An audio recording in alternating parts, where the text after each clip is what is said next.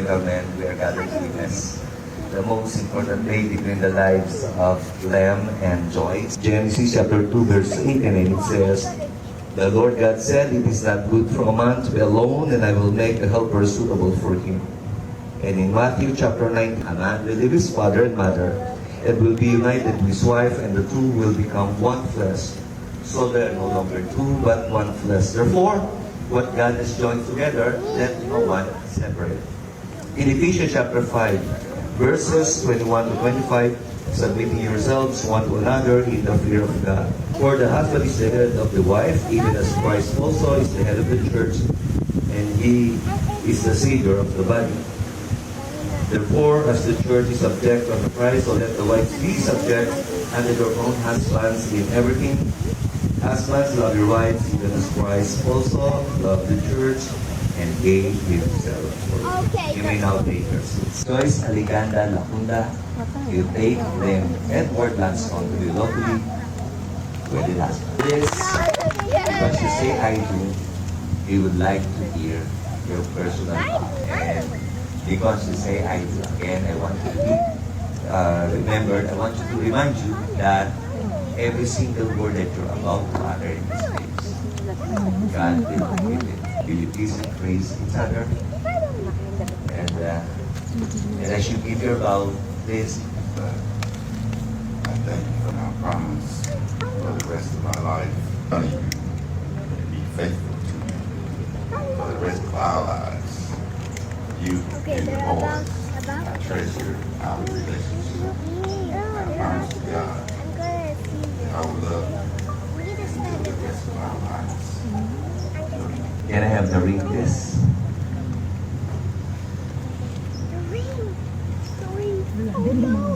Of this No, no, ring. no, no. You point out the beginning and the ending. Because there's no beginning, there's no end. The moment you get this ring from me and put it on the ring finger of choice, then together with your vow, Rise it up. you have no right to think when and where you're going to end your love for me. You have no right. If you're going to take the challenge, you may now have. Grace, Bato mo muna magsabang mata. Pagsisinsing siya. Bato mo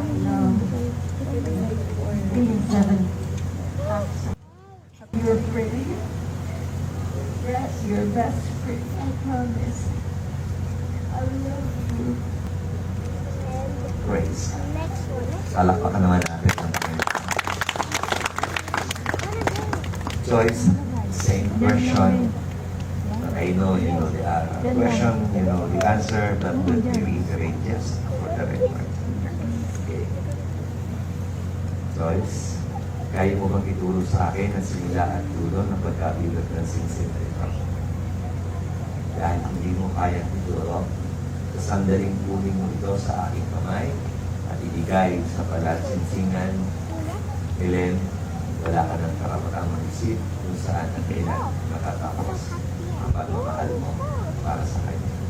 If you're taking the challenge, you may now have. No, stop it. It's hot. You will also recognize Ano lang sa akin? the manifestation of the expression of the Spirit. In 1 Corinthians chapter 11, verses 23 onwards, that the Lord Jesus, on the night He was betrayed, He took bread. Nais ko lang pong bigyan ng pag-araw namin si Joyce or si Len. I just want to say thank you for raising such a lovely and beautiful lady. Len and Joyce, you have blown your singleness. And you are no longer two, but one. And what God has done together, let no one. Of the Holy Spirit be upon your life, beginning today and all the days to come. In this case of congregation, by the authority vested in me by the Republic of the Philippines and the Jesus is Lord Church worldwide, I now pronounce you as husband and wife. You've been waiting for so long. The much awaited and final instruction of the day. Most exciting instruction. Other than, oh, look at me. Ladies and gentlemen, let us congratulate the newlywed Mr. and Mrs. Glenn and Joy Langston. God bless you all and God bless you all. Praise the Lord. Congratulations to our newlyweds. We will proceed with our photo op. Let's take a photo with the couple and the pastor, Pastor June.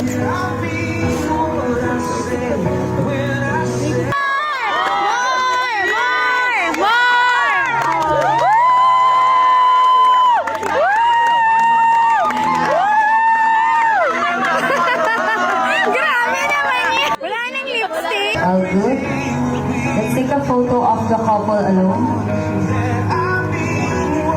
Ready?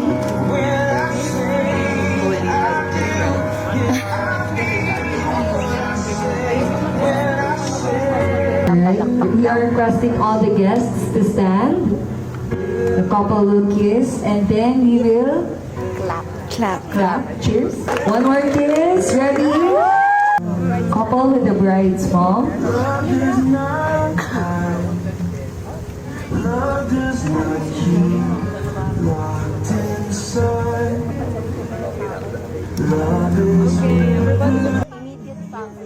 Son and with the sisters of the bride.